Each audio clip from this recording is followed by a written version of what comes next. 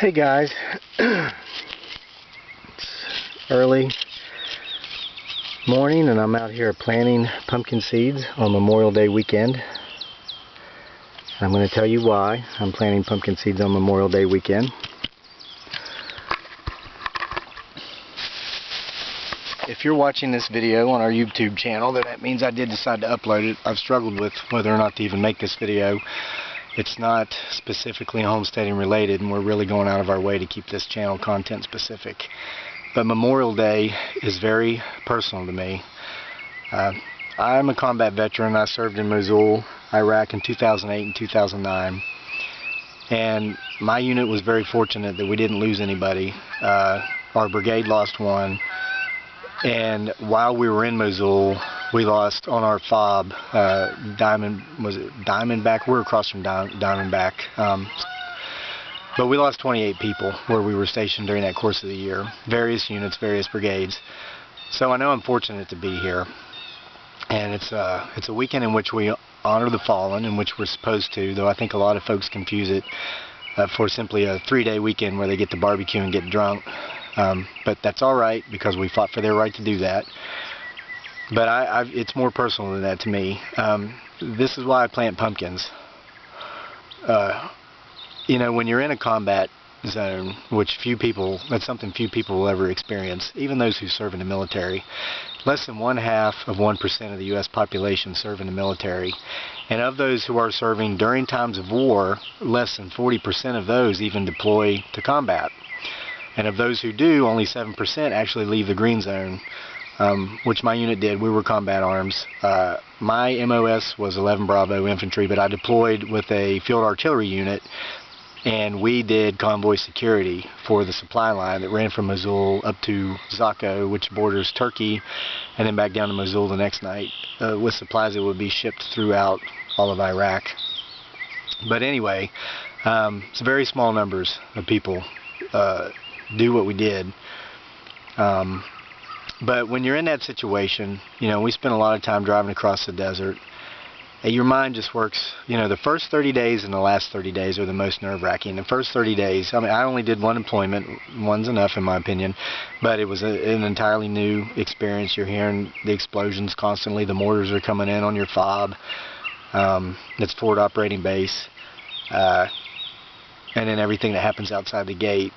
But you kind of get used to it, as strange as that sounds. But then the last 30 days are very nerve-wracking because you're so close to making it home, but you don't know if you will. And you hear the horror stories of guys being, I mean, there was a lieutenant colonel on our fob who was on the day before he was to go home. He decided he wanted to leave the green zone so he could say he did. He went out on a convoy and a suicide vehicle-borne IED hit his truck and he didn't come home. He was 1 day away from coming home. So nerve-wracking time. And when I was in that last 30 days, I was just thinking, if I make it home, like the 28 people who didn't make it home from our fob, what am I going to do differently? And the answer was, pursue your passions. If there's something you wanted to do that you never did, do it. Well, one of those things I always wanted to do is I wanted to have a giant pumpkin patch. As strange as that sounds, I love Halloween. It's my favorite holiday, and I just always wanted to have a big pumpkin patch. So ever since we bought our homestead here a few years ago, every Memorial Day weekend I plant pumpkins. And it's my way of honoring my fallen brothers and sisters in arms by doing something I always wanted to do that I never did, because maybe that's something they'd do if they'd have come home. Something else I promised myself I'd do was that I would pursue my writing.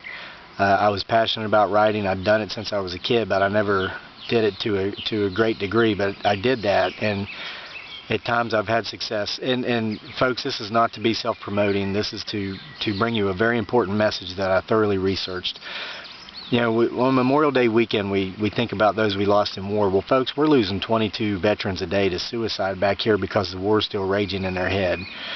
And I've written several novels. One of them is related to the PTSD suicide epidemic, and this is not to promote my book. Of course, I'll have to mark on YouTube that this is promotional, and if you take it as that, that's fine, but I'm going to tell you what's in it. The point I'm trying to make, one of my novels is called Off Switch, and the title comes from the fact that, you know, when you train to become a combat soldier, they send you to the war, they turn on the kill switch. Well, when you come home, they still haven't figured out how to turn it off, and sometimes that switch gets pointed at the one who has it within them. And but here's my point. This Memorial Day weekend, don't just honor those who have fallen and didn't come home. Think about those who did come home and who we've lost, and think about people in your life, combat veterans who might be struggling and suffering right now. For me, and I was dangerously walking down that path, the suicide route, what worked for me is love, both forms of the good, loving love and hard love. I had people in my life who loved me and who loved me my whole life, and honestly, to look back on it now, who were enabling me. When I was struggling because I'd gotten addicted to 8 different medications the VA had me on, I started drinking on top of this, and I hadn't had a drink in almost 8 years. It's just something I know is not good for me, so I don't do it. But so I'm drinking, I'm drugging, I'm unemployed. Some folks who love me very much cut me off and kind of left me out there as if I were dead. And we're still estranged. I'm not going to say who these people are, but we're still estranged. And it's the biggest favor they ever did me, because they were helping me kill myself. What I found through my research for this book, Off Switch, was that there's a class of drugs out there called benzodiazepines that most of the veterans who are committing suicide are on benzodiazepines. What benzodiazepines do, and I'm not a doctor, I'm not a therapist, but I was on the benzodiazepines, and this is what I found through my research, and when I discovered this, I got off of them. I've been drug-free and alcohol-free for several years now, many years, and this was part of what brought me out of the darkness. But all living creatures have this desire to survive. We will fight for life. If we're drowning in water, we will go down with the fight. Even a blade of grass will grow through a leaf, because all living things have this desire to fight for life. Well, the benzodiazepines cut that off in your brain. So when suicidal thoughts come in and say, oh, life sucks, I should just kill myself, you and I, if you're not on benzodiazepines, we will say, gosh, that's crazy, that's a crazy thought. Why am I thinking that way? I need to go talk to somebody. Well, when you're on the benzodiazepines and that thought comes through, oh, this sucks, I should just kill myself, that little voice isn't there to say, no, that's crazy talk, don't do it, go talk to somebody, because the benzodiazepines turn that off. So, and Off Switch, I've referred to myself as an investigative journalist because my novels are tightly based on fact. I'll basically just change names to avoid lawsuits. But what I found in my research, the 2 biggest causes of suicide across the general population is, number 1 is depression, number 2 is drug addiction. So we've got veterans coming home from war. They're depressed because of what happened in war. They're depressed because of how their life is so different now that they're home. Wife gone, family gone, car gone, house gone. And then on top of that, the VA is prescribing them their own little private pharmaceutical of drugs. So you've got depressed veterans who are, many of them becoming drug addicts. It's just it's a recipe for suicide. So I don't know. It's for me personally,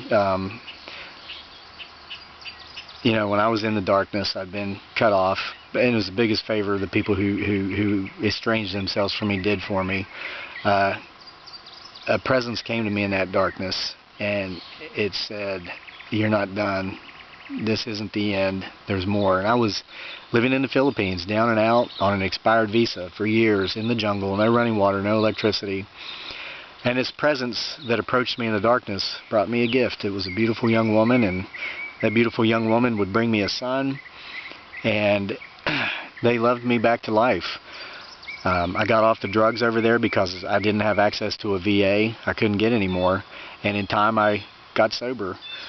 I pursued my writing passionately, and I was successful enough to be able to come back to the U.S., bring my wife and son with me, buy our small farm in Virginia, and live the life that we love. Here in the last year and a half, I've had to pursue other measures to take care of us. I'm currently working as a courier's assistant in town, and today's my first day off in 16 days straight. I worked 16 days straight, 10 hours straight, because our head honcho mandated that we would not get days off until further notice. Well, today's the day before Memorial Day, and I took today off to plant my pumpkins. to honor my fallen brothers and sisters in arms, because they would do it if they'd have made it home. They didn't have that opportunity. Tuesday, I will be disciplined. I will receive a negative counseling statement by one of my supervisors who was not a veteran but who got all 3 days off paid. I know that sounds bitter and jaded. I'm not trying to. I'm just telling you this is what's going to happen. But I'm fine with that. And I will be working on Memorial Day, and I'm going to tell you why. I'm going to be brutally honest as to why. We are being forced to work, but we do get a pay stipend for going into work. Basically, it's a $100 bonus on top of whatever we earn that day is how it works out. And that's going to allow me to take care of my wife and my son just a little bit better, $100 better. Maybe that's 5 days worth of groceries, maybe a week worth of groceries. And would my brothers and sisters in arms who didn't make it back, would they do that? Heck yeah, they would. So I'm going to come out here and plant some more pumpkins in the morning before I go to work to sling packages for 10 hours to honor them, plant my pumpkins, honor them by doing something I always wanted to do that I never did until I thought, my gosh, I might not make it home. And I'm going to make extra money on that day to take care of my family, which is something I know my brothers and sisters in arms would do. And I'm not going to feel guilty about it. So, folks, I'm going to leave you with this little analogy. If you've got a veteran in your life who's struggling and they're dealing with the drugs, they're dealing with depression, I want you to ask yourself, are you helping them or are you hurting them? You know, I mentioned earlier some folks cutting me off, and we're estranged nearly 10 years later. And again, I won't mention who they are. They were helping me die by, quote-unquote, helping me.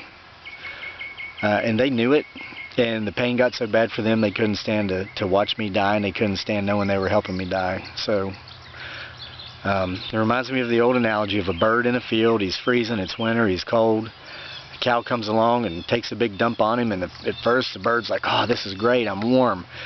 And then it starts smelling. Once he's warm, he goes, oh, this is terrible, this stinks. Oh. Well, sly old fox comes through the field, sees the bird, he goes, oh, I see you're in quite a mess there, let me help you. Lick, lick, starts licking the dung off of him. The bird's like, oh, this is great, you're getting it off, oh, thank you for helping me. Lick, lick, hump. The fox eats the bird. Folks, just because someone might crap on you at a time in your life when you're struggling, you think they're doing you a disservice? Maybe they're not. They might be saving you. And just because someone seems to be helping you when you seem to be in need, they might not be helping you as much as you think. So folks, if you're a veteran, thank you for your service. If you lost a loved one or a friend who served, thank you for your sacrifice. I'm going to get back to planting pumpkins.